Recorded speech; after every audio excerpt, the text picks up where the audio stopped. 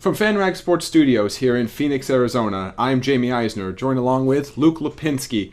For episode 2 of the Today's Slapshot Hockey Podcast, episode 1 was really good, but it was a lost episode for those of you that did not watch on Periscope, but got all those technical glitches out of the way. Safe to say it was the best episode we've done yet. Yeah, and it will be the And you're about to say it's going to be the best episode we're ever going to do. So.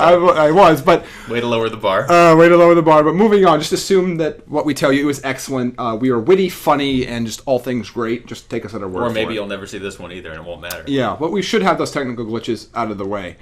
Luke, let's start off. The big news of the week. Yesterday it came out that Raffi Torres suspended 41 games, half a season, for an illegal check to the head on Jakob Silfverberg. What are your thoughts about this? This is his 5th suspension, the third longest for an on-ice incident in NHL history. What is your reaction to 41 games for Raffi Torres? 41 games is so many games to get suspended.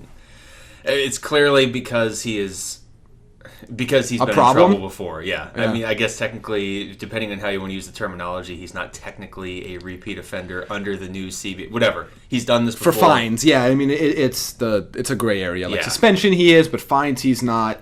Typical CBA stuff. There's no gray area, and that's pretty bad. I mean, I've watched it, I don't even know, probably 30 different times. And like the first couple of times I was trying to find a way to give him the benefit of the doubt. There's a lot of players there. Maybe he's trying to get around Andrew Cogliano, and he does get around him. Well, he gets around him fine. That's not the issue. And then he plants and launches and extends his arm right into Jakob Silfverberg's head. So, yeah, I mean, 41 games at this point, he's never going to get the benefit of the doubt.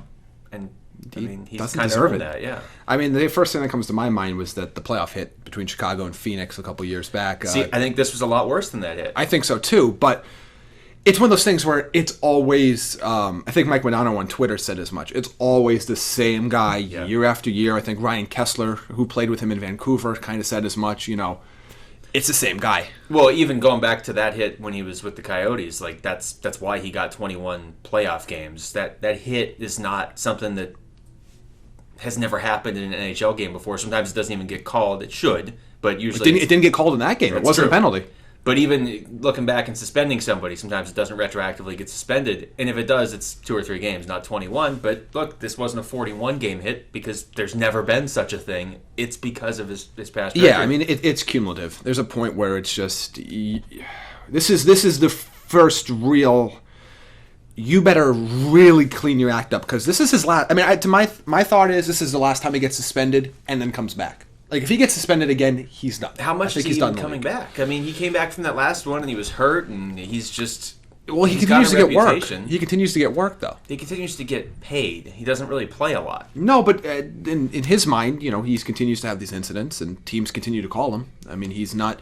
I guarantee you, if... the Sharks weren't the only team interested in him a couple years ago when he signed. Originally the first time he signed with them. Like I don't understand how you keep it. I don't understand. Again, it's cost benefit. I feel like the benefit that he provides you at this point in his career is nowhere near what the cost is and the potential problems that you have. But teams have no pay him because he's not playing. And teams have no disincentive. I mean, their team doesn't get fined. The team doesn't really get in trouble. Worst case scenario, they make them take up a roster spot, but there's really no risk for the teams. But I think you're going to get to the point where he's going to have gone so many years without playing any meaningful chunk of games, the teams just aren't going to want him. Aside from the fact that you just rattled off players that are saying not undeserved bad things about him. I mean, that's just the reputation he has around the league now with former teammates. I'm sure his current teammates aren't real excited about this either. And when you add all that up, I mean, it's not like we're talking about Alex Ovechkin doing this. We're talking about a guy that is a decent player, and when he stays on the ice, he's a good physical presence when he can keep it under control and he can score a little bit. But he's not irreplaceable, and you're going to get to the point where general managers are just fed up. We might already be there. And I think we are. I'd be surprised if his next 30 hit is his last 30 hit. If this one wasn't it already. I can't see him making an impact in this league anymore other than something like this. Yeah, a negative impact. But that was the big news for the week. But let's kind of go. The season starts later today. And there's, I believe, 5 games on tap. Let's go with our preseason award predictions. Okay. And we're going to do it. We're going to give you our actual predictions, our favorite to who we think is going to win each award. Not our fake predictions. Not our fake predictions. Seems counterproductive. But we're also going to give you a bold prediction. Okay. Dark horse, somebody that Maybe that's not on your radar, but kind of watch. A lot of things have to go right for that person to win, but still kind of throw their names in it a little bit. When you say bold, are you saying crazy, or we do kind of secretly think there's a chance this might happen? A little of both. Okay. I mean, some of them are, like when we get to the Rocket Richard, there's only so many players that can reach that level of goal scoring. So should I scratch Rafi Torres off my list? You should probably scratch Rafi Torres off your list. My list's on my phone. Should I just carve carve it right out there on your Samsung. But let's start with the Calder. There's a lot of talk end of last year, this year, the rookies. It's a big year for rookies. McDavid in, Eichel in. Do one of those two guys get your nod, or is it a third person? No, I'm going to go with Connor McDavid. I'm not going to reinvent the wheel here. I'll go with the guy that's a generational talent. That not only that is stepping into a team where he's basically going to get first line minutes right away alongside Taylor Hall. Who's also pretty good at the offense. Pretty solid as well. Pretty good at so offensing. I can't imagine if you were in a situation where you had to pick the rookie of the year this year. And it's not even disrespect to the other rookies. You have to take McDavid and play the odds. And that's what I did as well. To me, I think he's got 30 goals, 65 points written all over it. Good enough for rookie of the year. Don't overthink this one. If I told you he didn't have 30 goals and 60 points, would you assume that it was more or less? Like if I could come back from the future and this is the only thing I could tell you for some reason. No, that would be, I think I'd have a lot more questions, but it'd be a waste of time. That would be the specific question. I would say less. Okay. I don't see him being a point per game player in his rookie season. Even There's plenty of time for that, yes. Okay. Plenty of time for that. Not confident all the Edmonton forwards stay healthy. They're not healthy now, but that's a team that Taylor Hall's reckless sometimes. As good as he is, he was reckless in Windsor. He's been reckless with Edmonton. I'm not convinced he's going to play all 82 games. Taylor Hall is. So, still, 30 goals, 65 points. I think you'd be thrilled in today's NHL. But if you had to overthink this, you had to go a little bit bold, dark horse. Who's someone to kind of keep an eye on? If I had to just go crazy, I went crazy with this one. You went crazy with this one. I went with Nikolai Ehlers in Winnipeg. You stole mine. That was really? Yes. You also stole them from me in my fantasy draft that we had. That makes me feel better about myself. Yeah, I love Nikolai Ehlers. So it wasn't that crazy. Love him. Speedy. He's a speedy winger. He plays on his off wing. I mean, to me, I think he's a lock for 20 plus goals. Is he going to be in that 60-65 point range? I doubt it. But if we're going bold here, he's got second line minutes. He's playing in an advantageous offensive position. He'd be my pick. I think he's going to be interesting because, for him to win the actual Calder, I think Connor McDavid would.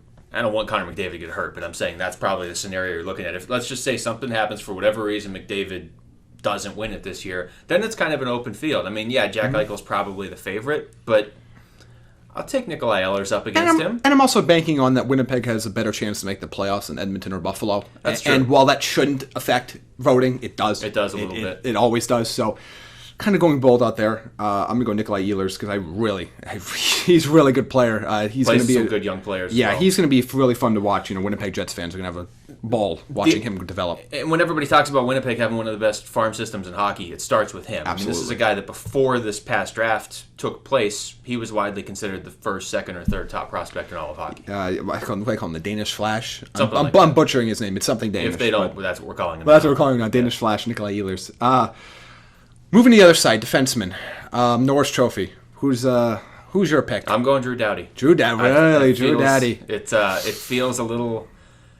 I don't want to say overdue. I mean, qualified defensemen have won this award the last few years, but it just seems like the buzz he's starting to generate as an individual, the fact that the reports are in the offseason, he's in the best shape of his career. He dropped 10, 15 pounds. Although, how often do we hear that, though, in sports? That's in true. a training camp. They're in the best shape of their life. But usually you hear it about guys that are fringe players. And now you're hearing it about a guy who's already one of the best defensemen in hockey. Fair enough. Played 29 minutes a game last year. I think the Kings are going to bounce back in a huge way this year. I think everybody does. And so if that happens, he's going to be at the center of it. And that's just going to be a lot of good feelings about the Kings with the voters. Yeah, I mean, he's certainly going to be in the mix. I mean, he plays a ton of minutes. He provides enough offensive production to make it worthwhile. He's on a good team. He's going to be featured prominently. Better, I mean, that's hopefully the voters crazy. out east stay up late enough to watch Drew Doughty play most of his games this year, because that does exist. But I'm going to stay in the Pacific Division, and this is all about health to me. Okay. Mark Giordano. If he could stay, I think he could have won the North either of the last two seasons. I think he would have won last year. Stayed healthy. I think you almost have to factor in that he's not, but if he stays healthy, he's going to be playing with either Dougie Hamilton or TJ Brody. that's a.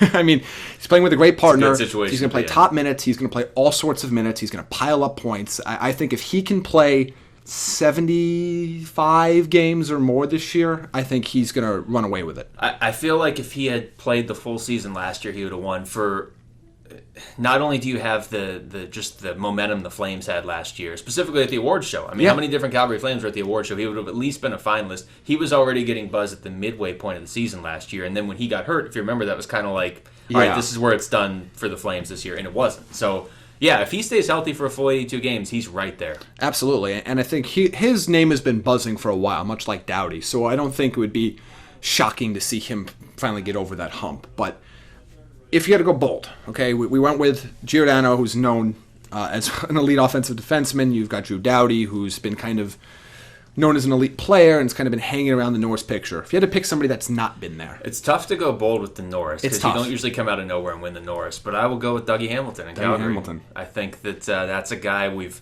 heard about his upside. We've seen his upside. And absolutely. There's certainly a lot of untapped potential there, and he's now in a situation where he can tap that potential. And look, to your point about Mark Giordano, let's say Giordano and that defense are great all year, but Giordano misses 20 games again, and they look around and they see Dougie Hamilton. He's already got a big enough name. So if you're looking for kind of a off-the-radar guy in terms of he hasn't been a finalist before or right near the top of the voting, but he also has a big enough name where people will take notice of what he's doing, it was a very high-profile trade in the offseason. People will be paying attention to Dougie Hamilton. And his biggest benefit might be Giordano not staying healthy.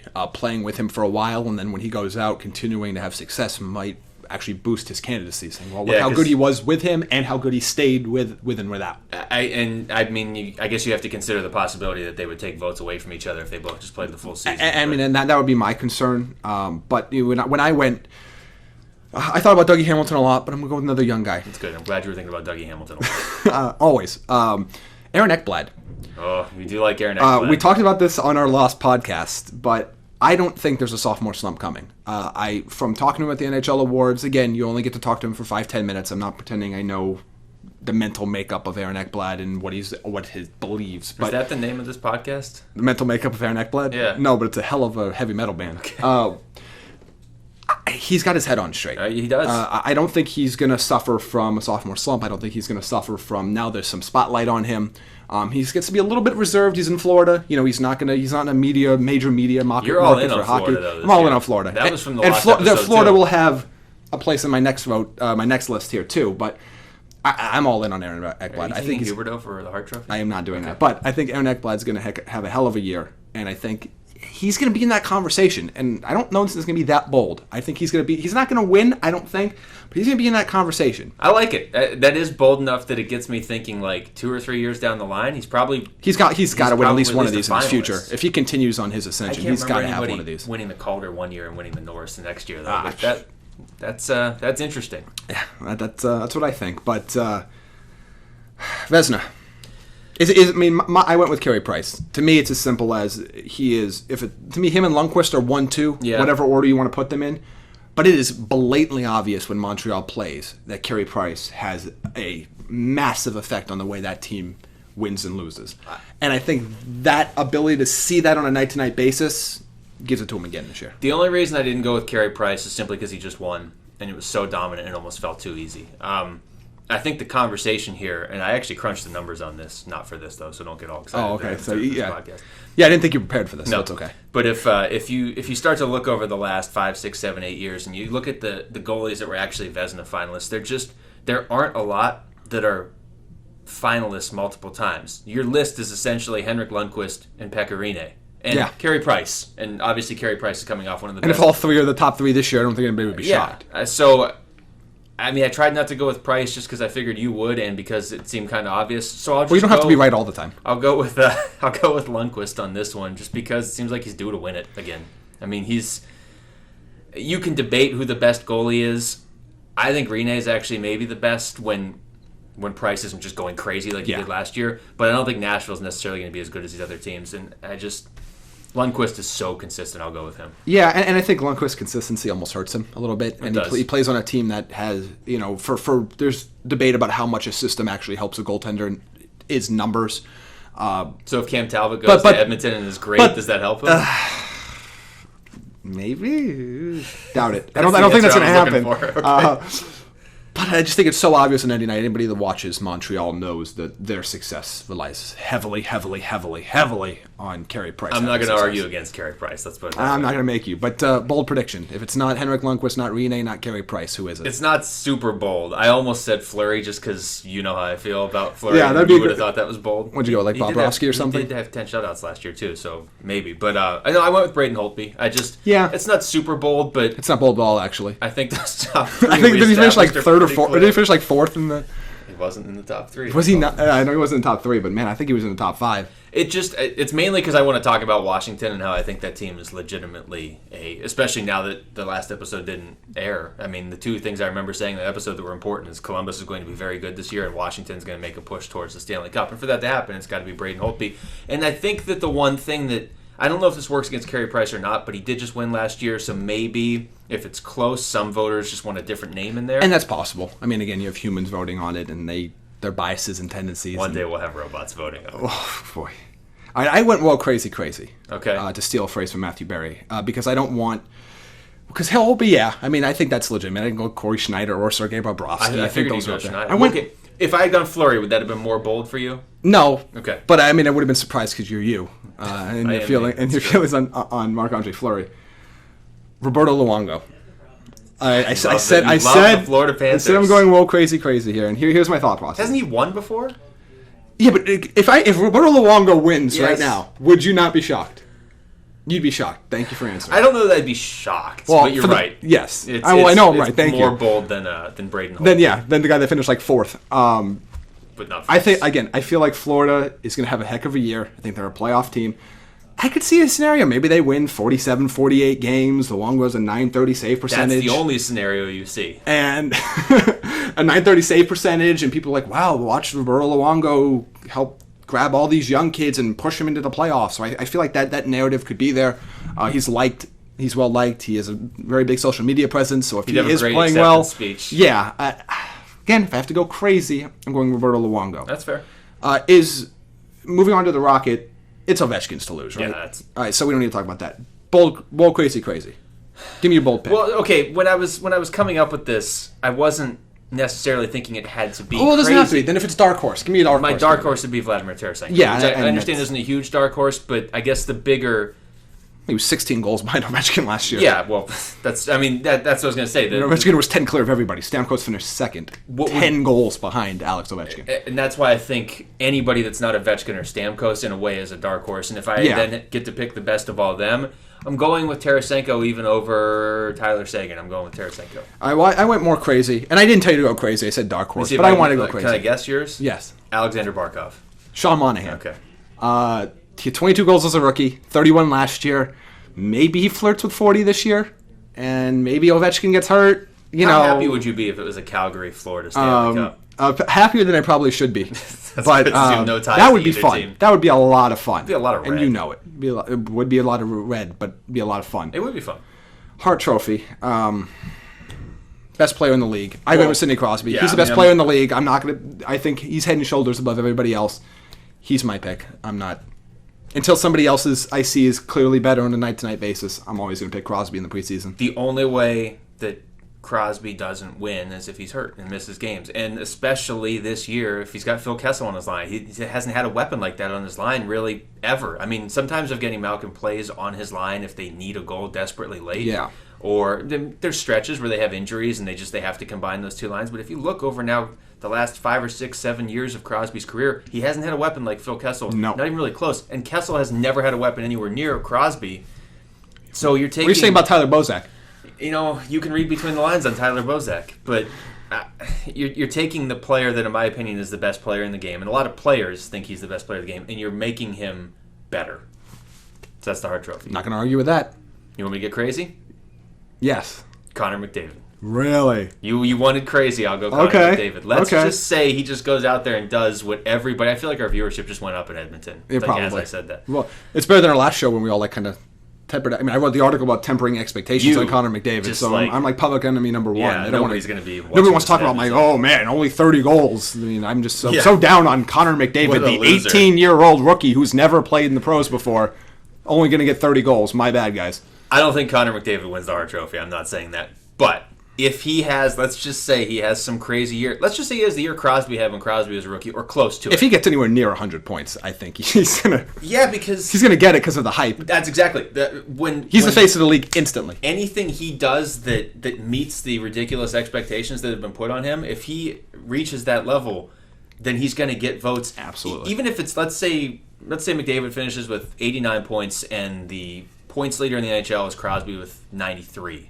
I think McDavid's probably going to get the They nod might, at that point. I very possibly.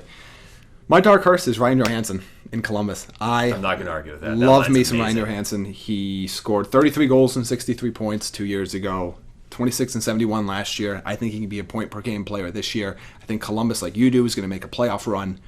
He's the best player on that team. That top line is really, really good. And I think if you haven't watched Columbus play last year, kind of not familiar with them, watch them play. They are a very fun and exciting team. They were all hurt last year. That was the problem last year. They finished the year 15-1-1. I know I gave that stat last week, but nobody heard it, so I'm giving it again. 15-1-1 when they were healthy last year, and they added Brandon Saad. Yeah, that's a fun team to watch. Add that team to the Calgary and Florida of the fun teams to watch. And I don't know how long it lasts, but those three, Saad and Foligno and Ryan Johansson, all in the top line right now. So if that stays together, like you said, that's one of the best lines, potentially at least one of the most entertaining lines in hockey. And I don't think a lot of people realize yet that line has come together. No, and when that line's out there and they get 3 or 4 points each on opening night, people are going to take notice real quickly.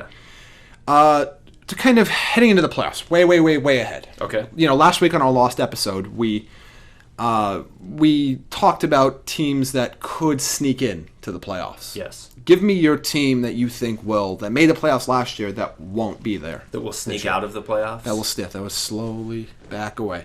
I'm trying to think and don't be an obvious one like either of the Pacific Division teams. Okay, well, my answer is going to be Vancouver. Of course it is. But I'm trying to think if there is like another one that I could give that I feel Vancouver would be the first choice, I think. Well, I'm 100% confident Vancouver doesn't make the playoffs. I'm not 100% confident, but I'm pretty confident. It's not even a knock on Vancouver. I'm just not terribly sure anybody's going to kick them out. I guess they could sneak into third in the Pacific. Yeah, I think that third spot in the Pacific is not good. So I shouldn't say 100% confident, but I'm pretty confident. Of all the teams that made the playoffs last year, yeah, Vancouver's the answer. If you want me to go a little deeper, I guess it would be Ottawa, maybe. Ottawa. I went with Detroit, and I know predicting against the Detroit Red Wings to make the playoffs, since I believe they've made the playoffs every single year I've been alive or pretty close to it. Yeah, so how's that working out for you? If you just do it every year. Well, yeah, I'd be 0 for life if I did it. I think it's a tough division. I think Florida's going to push. Seeing a common theme here. I am. Everything revolves around Florida. Florida's going to make a push. I think Boston's going to be in contention. I don't love the Bruins, but I don't hate them either. I want to see how they respond without Mike Babcock. I'm concerned about their defensive core, as I am most years. I'm concerned about their goalie tandem of Mrazek and Howard. Their forward core is fine. It's really good. Like, no qualms there, but I just think they're going to lose out to a spot to either Florida or Boston. I think they're going to still have a good year. But yeah, if I had to pick my number one, it would be Vancouver. But I wanted to go. I think that's the obvious answer. Well, then if you need me to go with Ottawa, I'll go with Ottawa. And I don't need you to do anything. No, it feels like you need me to. It no, feels like you can't function if I don't say no, that's okay. As long as you pick Florida to make the playoffs. I'll go with Ottawa for the reasoning similar to Detroit. Everything went right for Ottawa in the second half last year. Yeah. It's not that they got lucky. They did everything right. Well, Andrew Hammond. Okay, maybe they got a little. Some things. I mean, the 20-1. I mean, that's not going to happen. From an unheard of. And so when you then add that to and I think they are a good team. I think they're a much better team than they showed in the first half last year. So I don't think they need to go on that run to make the playoffs again this year. But you and I both think 5 teams make it out of the Metro. And if that's the case, then you're looking at 3 teams making it out of the Atlantic. Obviously, Tampa's making it. Assuming Carey Price stays healthy, Montreal's making it. And so then you are getting down to Boston and Florida and Detroit, Ottawa for one spot. So if you want to play the percentages there, you take one of those teams, and I'll go with Ottawa. Quickly, as we're getting short on time here, who are your 2 Stanley Cup teams and what's the result in the preseason? So we're going to hold you to this for the rest of the year. So you can never change your mind at any point, no matter how many games you view. All right, you go first then, because I need to think hard on this. I went boring. I went New York Rangers and Chicago Blackhawks. Okay. I don't buy the Blackhawks are dead. I think the Rangers have the most complete team in the East, and they're just this much better than Tampa Bay. Mostly because of their goaltending. I hope it's not the Rangers and again. I have Rangers in 7. I'm just going to talk through this. right? Okay. Because I don't really have a prediction set here. So I'm going to talk through this. I don't think Chicago is done by any means, but they just won the Cup last year. So I'm going to say somebody else gets there from the West. That somebody else is either Anaheim or LA because St. Louis doesn't show up in the playoffs. Yeah. And until proven otherwise. Yeah, maybe they'll prove until it St. wrong. Louis actually wins a playoff series against the team they should beat, Yeah. I'm not going to pick them to win a playoff series. The Central is loaded, but teams are going to beat up on each other. In my opinion, Anaheim should have won the Cup last year, if not for a couple crossbars and posts and double overtime against Chicago. I don't want to pick LA because that's who everybody picks, so I'll go with Anaheim coming out of the West. In the East, the Rangers are going to be there, but at a certain point, I think making that deep run every year does wear on your body a little bit, just collectively. So I won't go Rangers. I'm leaning either Tampa or Washington or Pittsburgh, but I'll never pick Pittsburgh because that falls Well, since you've apart. named half the conference, do So- you want to pick one? I'll go Washington. Washington. All I'll right. throw a Well, little Washington Anaheim at you. hold us to those picks. They Please don't. they're infallible, and we will never change them no matter what happens. And thanks for joining us for our second episode of the Today's Slapshot podcast. We'll be back next week.